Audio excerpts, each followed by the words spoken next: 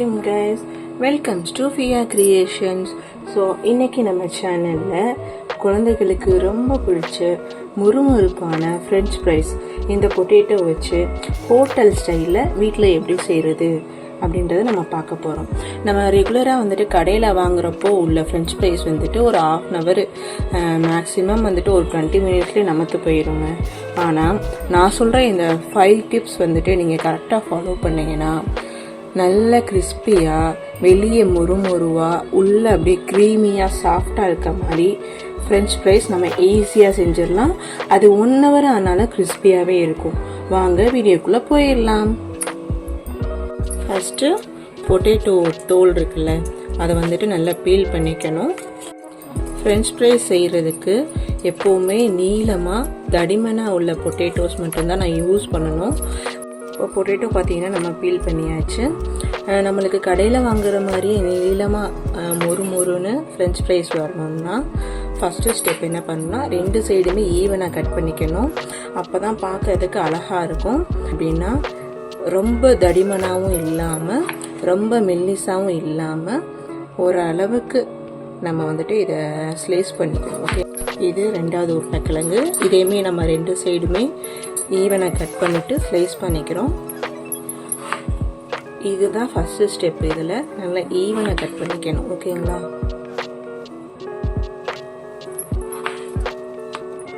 பொட்டேட்டோஸை நீளமாக நம்ம கட் பண்ண போகிறோம். ஓகேங்களா? ஒரே மாதிரி இருக்கணும்.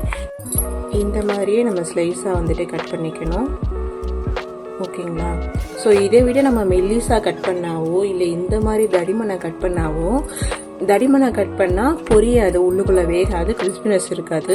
ரொம்ப மெல்லிஸாக நம்ம வந்துட்டு கட் பண்ணோன்னு வச்சுக்கோங்களேன், அது வந்துட்டு நல்ல அது என்ன சொல்கிறது, ஒரு தகடு மாதிரி ஆயிரும் பொரியும் போது. ஓகேங்களா?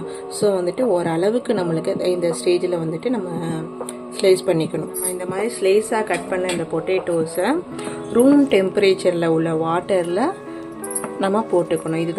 இதுதான் ஸ்டெப் 2. ஓகேங்களா? ஐஸ் வாட்டர் வேணால் ரூம் டெம்பரேச்சரில் உள்ள வாட்டர்லேயே நம்ம போட்டு ஒரு 5 minutes வந்துட்டு நம்ம சோக் பண்ணி வைக்கணும்.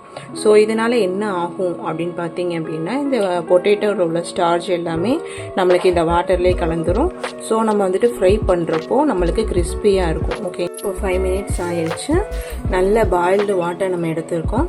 ஸ்டெப் நம்பர் 3, பாயில்டு வாட்டரில் 1 ஸ்பூன் அளவுக்கு நல்ல சால்ட்டு போட்டுக்கணும். ரூம் டெம்பரேச்சரில் வச்சுருக்க வாட்டரில் பொட்டேட்டோ போட்டு வச்சுருக்கோம். இப்போ பார்த்தீங்கன்னா உங்களுக்கே தெரியும், அந்த கலர்ஸ்லாம் வந்துட்டு இதில் இறங்கியிருக்கும். அது எல்லாமே ஸ்டார்ச் தான். ஓகேவா? ஸோ இப்போ வந்து நம்ம என்ன பண்ண போகிறோம் அப்படின்னா, இந்த பாயில்டு வாட்டரில் நம்ம சால்ட்டு சேர்த்து வச்சுருக்கோம், அதில் போட்டுக்கணும். ஸோ இப்படி நம்ம பண்ணுறதுனால இதுதான் முக்கியமான ஸ்டெப்பு, 3rd ஸ்டெப்பு. இப்படி நம்ம பண்ணுறதுனால உருளைக்கிழங்கு உள்ளுக்குள்ளே கொஞ்சம் சாஃப்டாக அரவேக்காட நம்மளுக்கு வெந்துடும். சரிங்களா? ஸோ நம்ம வந்துட்டு ஃப்ரை பண்ணுறப்போ நம்மளுக்கு உள்ளே சாஃப்டாகவும் வெளியே கிறிஸ்பியாகவும் இருக்கும். இந்த கலர் சேஞ்ச் ஆகிருக்கிறதுலே உங்களுக்கு தெரியும் எவ்வளோ ஸ்டார்ச் வந்துட்டு தண்ணியில் இறங்கியிருக்கு அப்படின்னு. இப்போது 10 minutes ஆயிடுச்சு.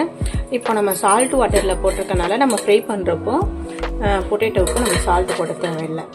ஸ்டெப் நம்பர் 4, ஒரு பிளேட்டில் இந்த மாதிரி காட்டன் டவல் மட்டும் நம்ம விரிச்சிட்டு இந்த வாட்டரை ஸ்ட்ரைன் பண்ணிவிட்டு இந்த பொட்டேட்டோவை இதில் லைட்டாக ட்ரை பண்ணணும். ஓகேங்களா? நம்ம ஸ்ட்ரைன் பண்ணிட்டோம். இதிலே பார்த்தீங்கன்னா உங்களுக்கு ½ குக் ஆகிருக்கும் இந்த பொட்டேட்டோ. சரிங்களா? ஸோ இதை வந்துட்டு நம்ம தனித்தனியாக ட்ரை பண்ணிக்கலாம். லேசாக வந்துட்டு ஈரம் போனாலே போதும், நம்மளுக்கு ஃப்ரை பண்ண ஆரம்பிச்சிடலாம். இப்போ நம்ம அடுப்பு ஆன் பண்ணிட்டு ஒரு பேன் வச்சிடலாம். லைட்டாக இன்றைக்கி நம்ம யூஸ் பண்ண போகிறது பார்த்திங்கன்னா ரீஃபைண்ட் ஆயில் தான். ரீஃபைண்ட் ஆயிலுமே வந்துட்டு நீங்கள் ஃப்ரை பண்ணலாம். பேன் வந்துட்டு ஹீட் ஆயிடுச்சு, ஆயில் ஊற்றிடலாம். லாஸ்ட் ஸ்டெப்பு, வெரி இம்பார்ட்டண்டான ஸ்டெப்பு என்ன பார்த்தீங்கன்னா, இந்த பொட்டேட்டோ நம்ம கட் பண்ணி வச்சு சால்ட் வாட்டரில் போட்டிருக்கோம்ல, இப்போ நம்ம ட்ரை ஆகிட்டுருக்கு. Last step, very important step என்னன்னு பார்த்தீங்கன்னா, இந்த பொட்டேட்டோ இருக்குல்ல, இந்த பொட்டேட்டோ வந்துட்டு நம்ம 2 times ஃப்ரை பண்ணணும். ஓகேங்களா? ஸோ இப்போ வந்துட்டு ஃபஸ்ட் டைம் நம்ம ஃப்ரை பண்ண போகிறோம். ஃபஸ்ட் டைமுக்கு வந்துட்டு சிம் ஃப்ளேமில் இருக்குது. ஓகேங்களா? ஸோ சிம் ஃப்ளேமில் வச்சுட்டு நம்ம இதை பொரிச்சு எடுக்கும்போது ஒரு 2 to 3 minutesக்குள்ளே நம்ம வந்துட்டு பொரிச்சு எடுக்கணும், ஃப்ரை பண்ணி எடுக்கணும்.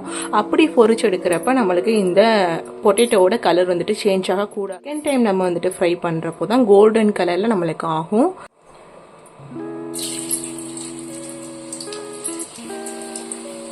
ஒன்று ஒன்றா நம்ம போட்டு எடுத்துக்கலாம். இப்போ 3 மினிட்ஸ் ஆயிடுச்சு. நம்ம இதை வந்துட்டு தனியாக எடுத்து வச்சுக்கலாம். நம்ம இதை வந்துட்டு இப்போ தனியாக எடுத்து வச்சுருக்கோம். ஓகேங்களா, இது வந்துட்டு ஒரு 10 மினிட்ஸ் நல்லா கூல் டவுன் ஆகணும்.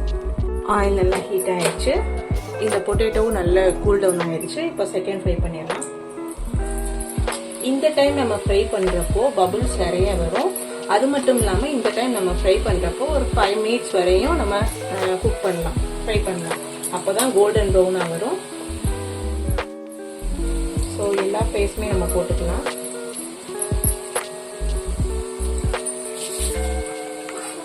இப்போ நமக்கு அழகாக ஃப்ரை ஆகிட்டு இருக்கு. லைட் கோல்டன் கலர் வந்துருக்கு. ஓகேங்களா, ஸோ இன்னும் ஒரு 2 மினிட்ஸ் வந்துட்டு நல்லா ஃப்ரை பண்ணிக்கலாம். அழகாக கோல்டன் கலரில் சூப்பராக நம்மளுக்கு ஃப்ரை ஆயிடுச்சு. இதை நம்ம இப்போ ஸ்ட்ரெயின் பண்ணிக்கலாம். ஸ்ட்ரெயின் பண்ணி எடுத்து ஒரு பிளேட்டில் மாற்றிக்கலாம். எவ்வளோ வந்துட்டு மொறுன்னு கிறிஸ்பியாக இருக்குது. சாப்பிட்டு பார்த்துடலாமா? பார்த்தீங்களா, நம்மளோட ஃப்ரெஞ்ச் ஃப்ரைஸ் சூப்பராக ரெடி ஆயிடுச்சு. ஸோ இதோட சில பேர் வந்துட்டு இந்த கார்ன்ஃப்ளவர் மாவு போட்டு பெசரி ஃப்ரை பண்ணுவாங்க. சில்லி ஃப்ளேக்ஸு, இந்த பெரிய பெரிய மசாலா இதெல்லாம் வந்துட்டு ஆட் பண்ணுவாங்க. நம்ம இன்னைக்கு அது எதுவுமே ஆட் பண்ணாமல் சால்டட் ஃப்ளேவரில் மட்டும் செஞ்சுருக்கோம். அழகாக இருக்குது.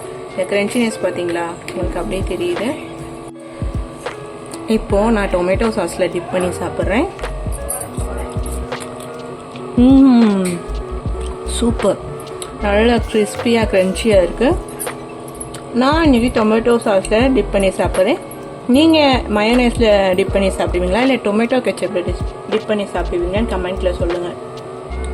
நம்மளுடைய பாகுபலி தோசை வீடியோவை நீங்கள் இன்னும் பார்க்கலன்னா கீழே கமெண்ட்டில் லிங்க் தரேன், கண்டிப்பாக பாருங்கள். இந்த ரெசிபியை வீட்டில் கண்டிப்பாக செஞ்சு பார்த்து கமெண்ட் பண்ணுங்கள். மறக்காமல் நம்ம சேனலை சப்ஸ்கிரைப். நெக்ஸ்ட் வியாழக்கிழமை ஒரு சூப்பரான வீடியோவோட உங்களை மீட் பண்ணுறேன். அதுவரை வயிற்றுக்கு விருந்து, மனசுக்கு மருந்து. என்றும் நம்ம வீட்டு சமையல் ஃபியா கிரியேஷன். சேனல் சப்ஸ்கிரைப் பண்ண மறக்காதீங்க. தேங்க்ஸ் ஃபார் வாட்சிங். அஸ்ஸலாமு அலைக்கும்.